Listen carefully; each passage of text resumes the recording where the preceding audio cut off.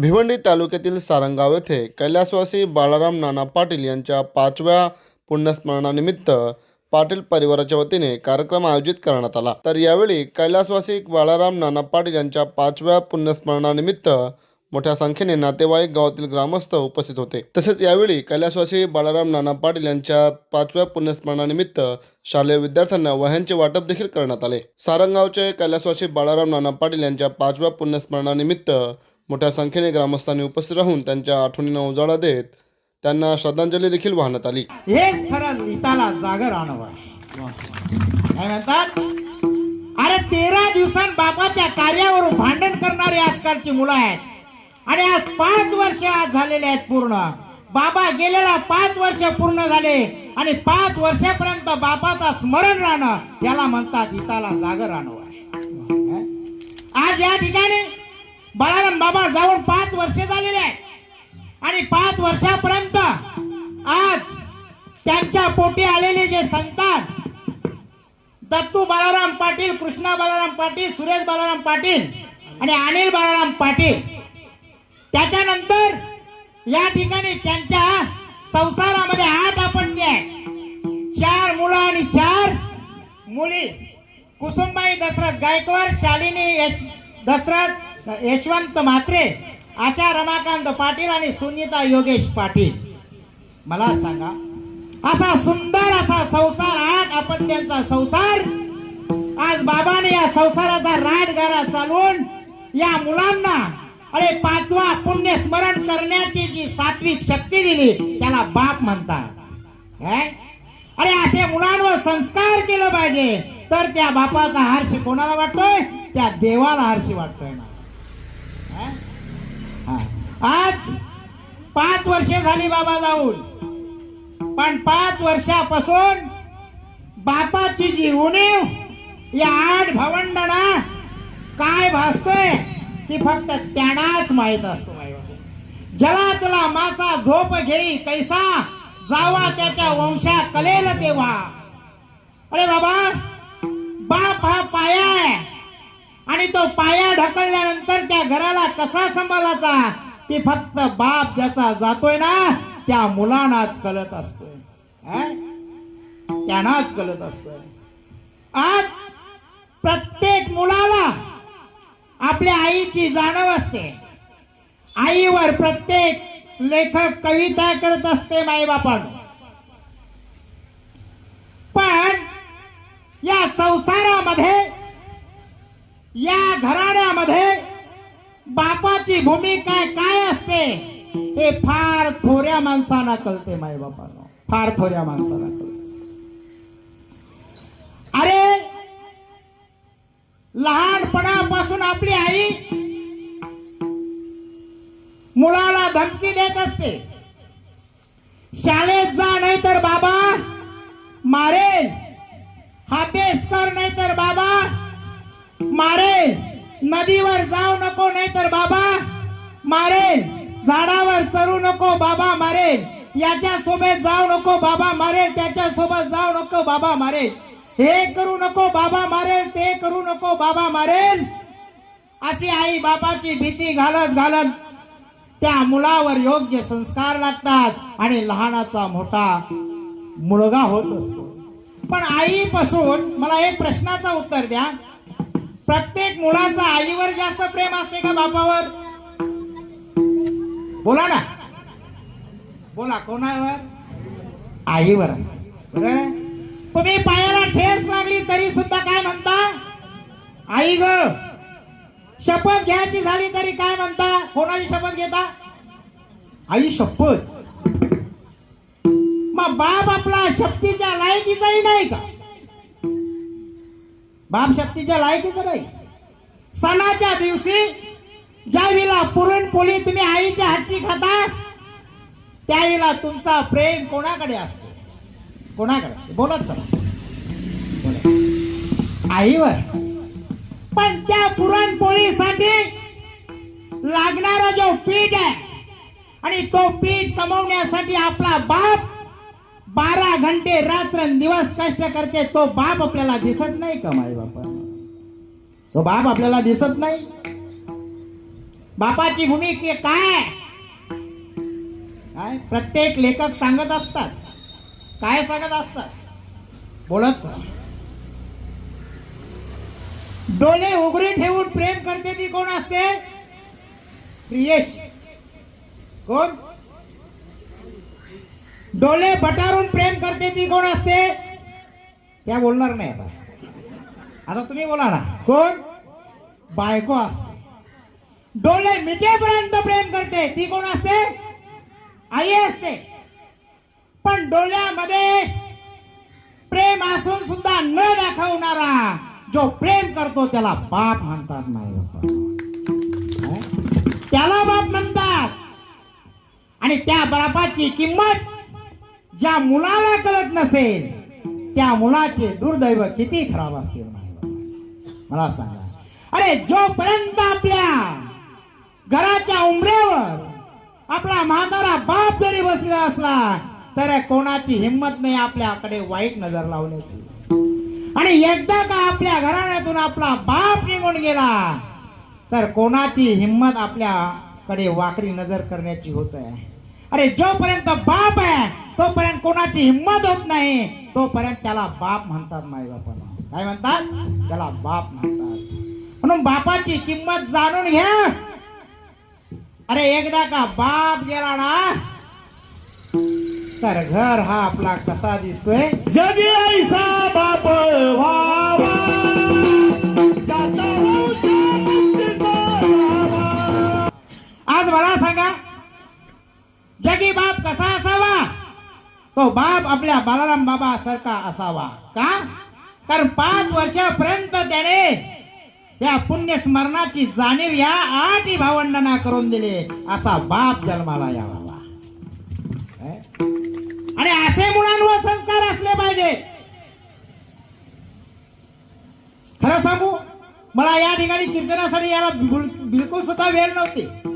सप्ताह आपला भीमाशंकरचा जवळ आलाय.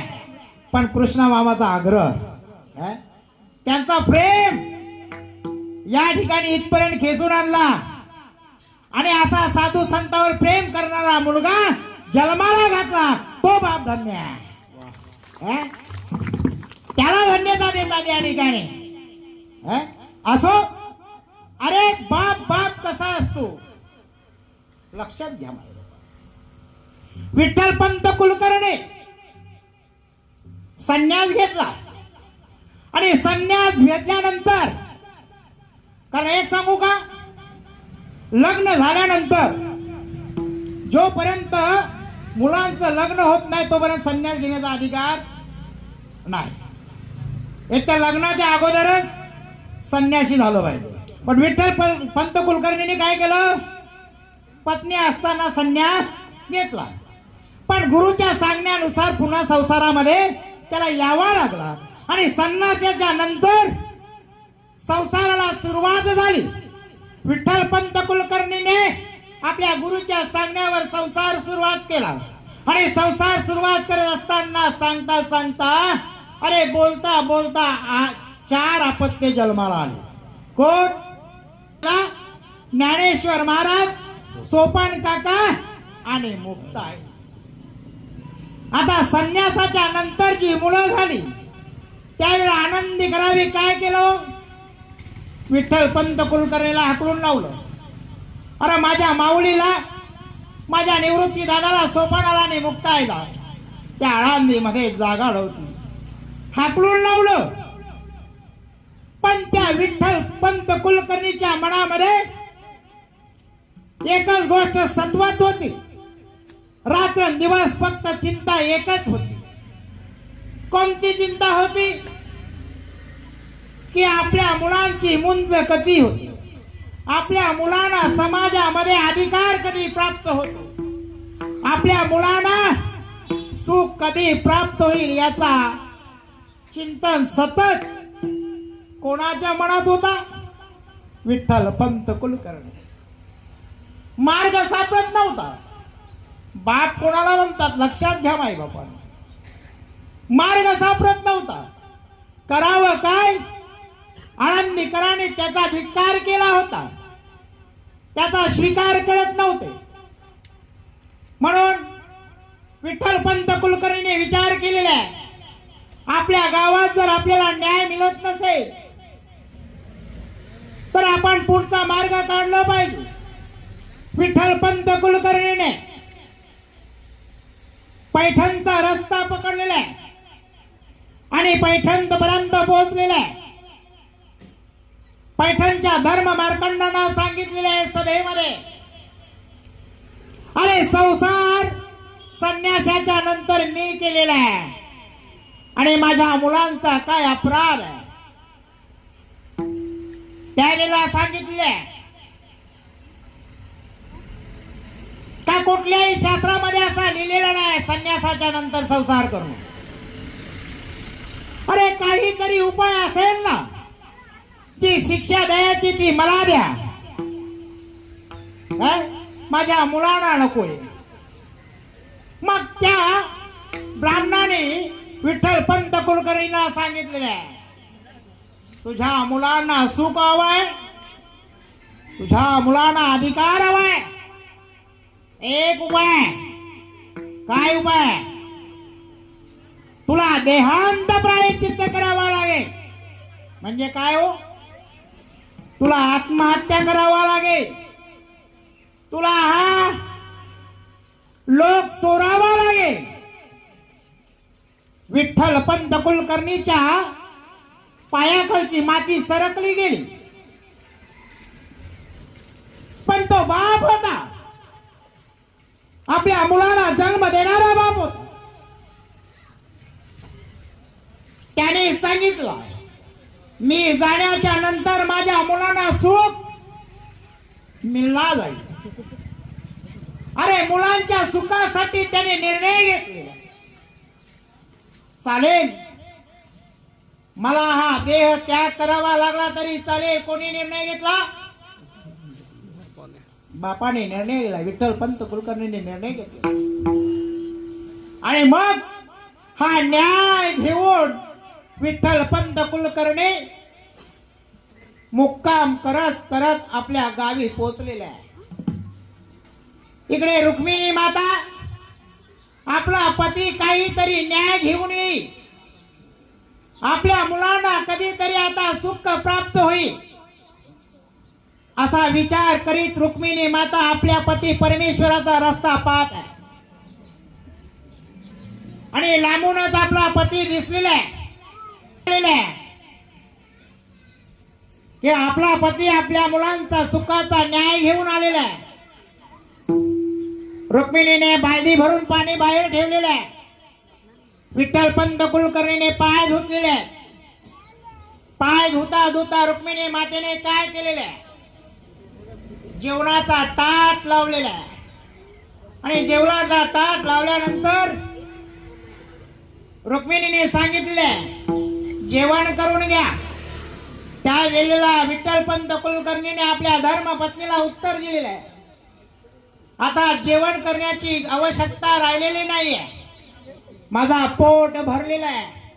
तिला असा वाटलेला आहे धर्म मार्कंडाच्या ब्राह्मणाने काहीतरी चांगला निर्णय दिलेला असेल, म्हणून आनंदाने आपल्या पती परमेश्वराचा पोट भरला असेल. म्हणून तिने सांगितलं, काय न्याय मिळालेला आहे का जेवण करण्याची गरज राहिलेली नाहीये. त्या वेळेला सांगितलंय, मुलांच्या सुखासाठी ब्राह्मणाने एकच न्याय दिलेला आहे, देहांत प्रायश्चित्त. ज्या वेळेला आपल्या पतीच्या मुखातून ज्या वेळेला असा शब्दांचा उद्गार निघालेला आहे, त्या वेळेला त्या पत्नीला काय वाटलं असेल? एकांत बसलेला आहे. संध्याकाळची वेळ झालेली आहे. ही चारी भावंडांना काही माहित नाही. रुक्मिणी आणि विठ्ठलपंत कुलकर्णी एकत्र बसलेले आहे. रुक्मिणी सांगते विठ्ठलपंताला का जर देहांत प्रायश्चित्त करण्याची वेळ असेल तर मी करेन. का? कारण मुलांना जन्म देण्याचा जास्त अधिकार माझा आहे. 9 महिने 9 दिवस या बाळांना पोटामध्ये मी वाढलेला आहे. माझा अधिकार जास्त आहे. विठ्ठलपंत कुलकर्णी सांगतोय, नाही, न्याय घेण्याकरता कोण गेला होता? मी गेलो होतो. म्हणून आत्महत्या कोण करणार? मी करणार.